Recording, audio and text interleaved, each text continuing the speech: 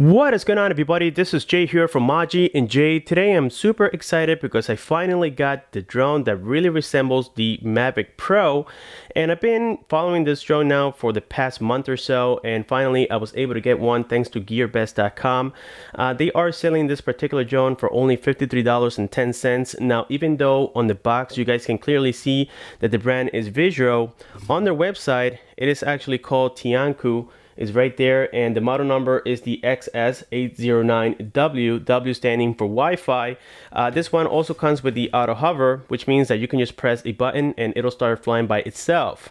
I have here the Mavic Pro Original, and well, the main difference here, other than the flying quality, is the fact that the Mavic Pro is $1,000 starting brand new, and you can get the Fly More version for about $1,300 and up, depending if you get SD cards or if you get other accessories like the carrying case and such.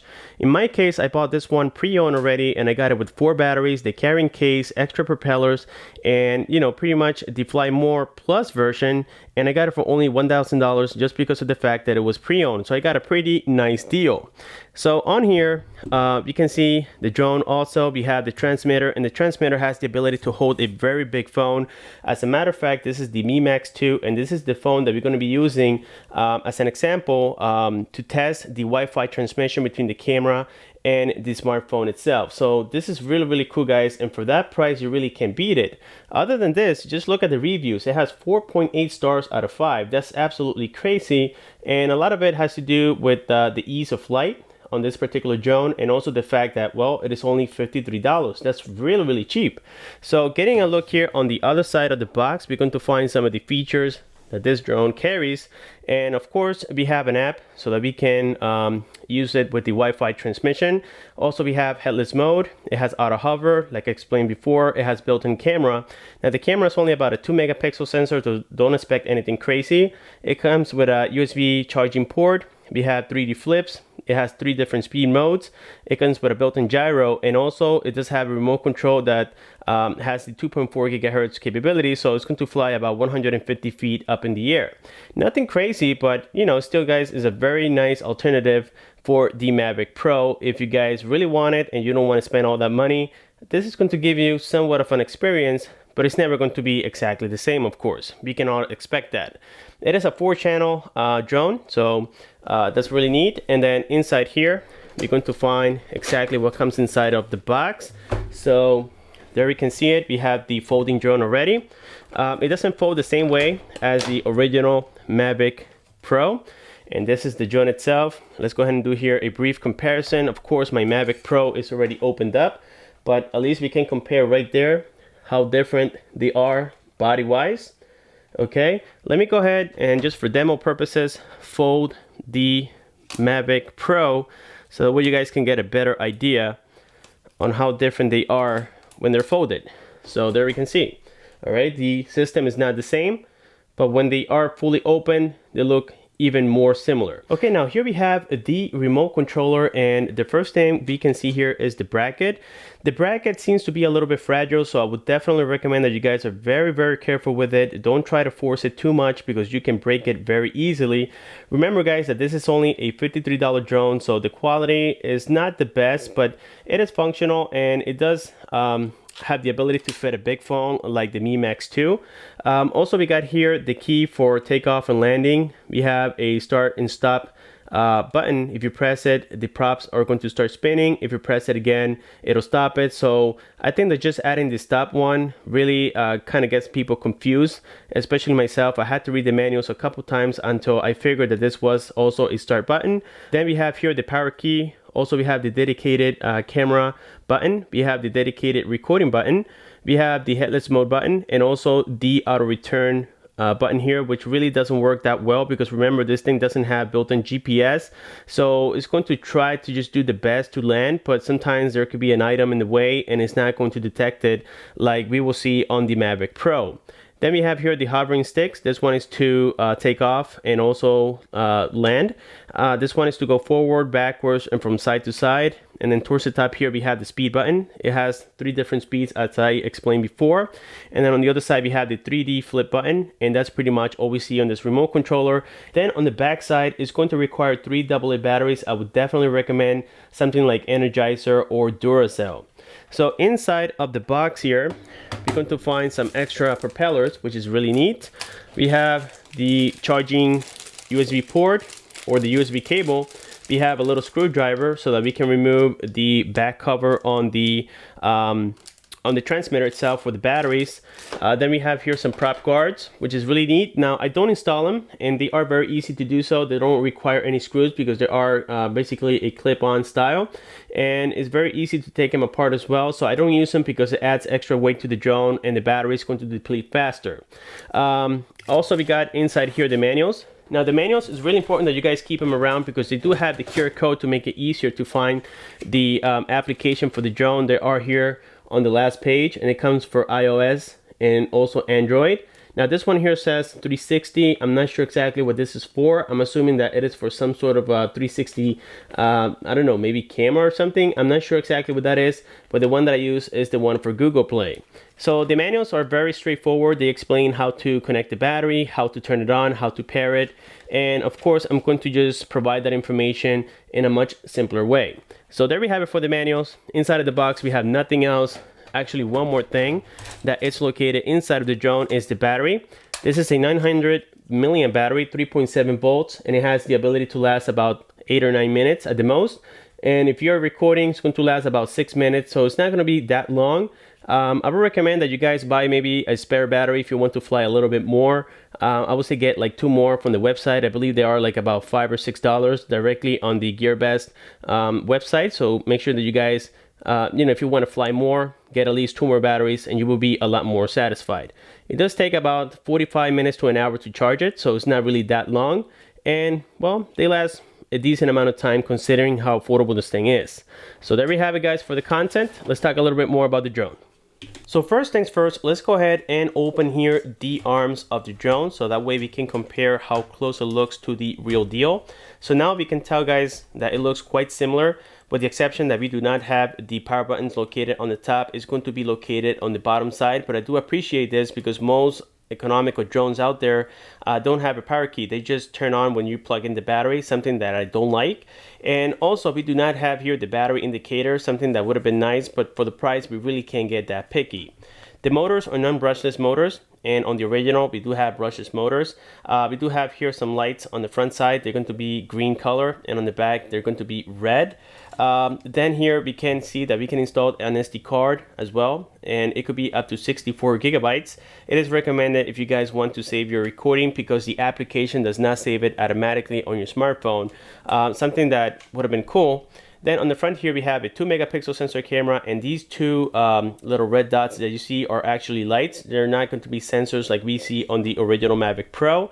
It is very lightweight and it feels kind of plasticky.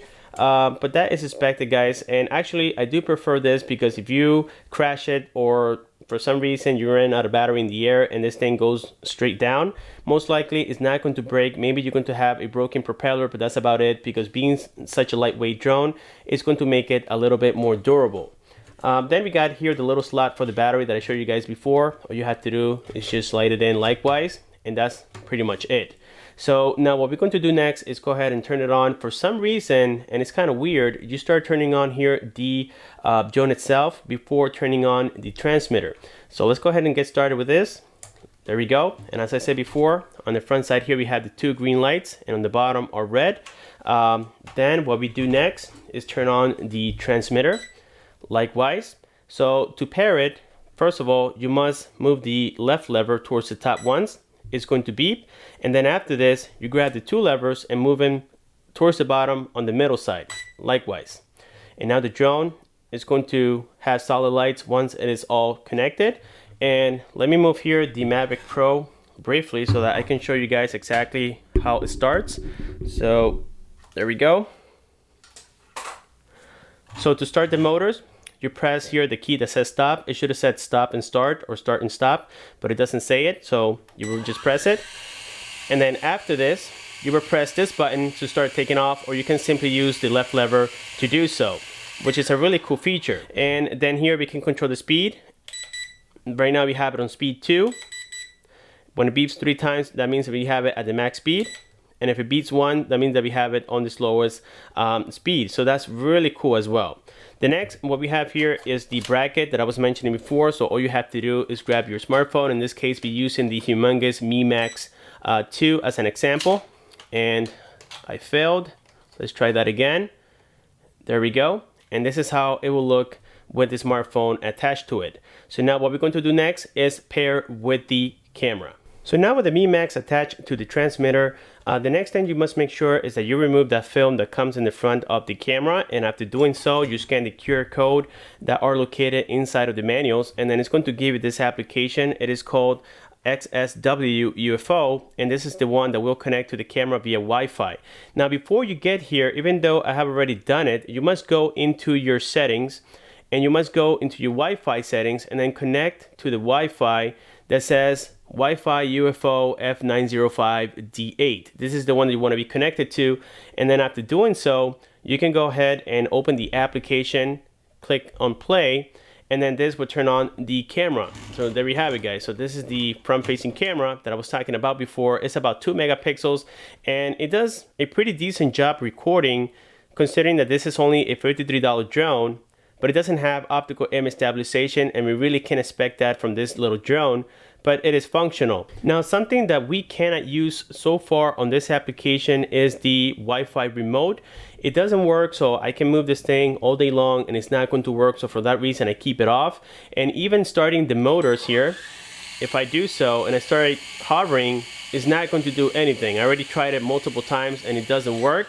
So maybe later on with a software update, or if this drone came with that ability, we can use it. But as of right now, it is not functional. All we can do here is either take photos or record directly on the SD card. And the reason, as I said before, you will need that SD card, because even though you can click on this thing and it'll give you a recording timer on here, it's not really recording on your smartphone. So you're going to waste your time. I thought it was going to do it that way, but unfortunately it doesn't do it, at least with the Mi Max 2. I haven't tested it with any other smartphone, but so far, guys, it doesn't do it. So for that reason, you must install an SD card on there just to be able to replay that video recording.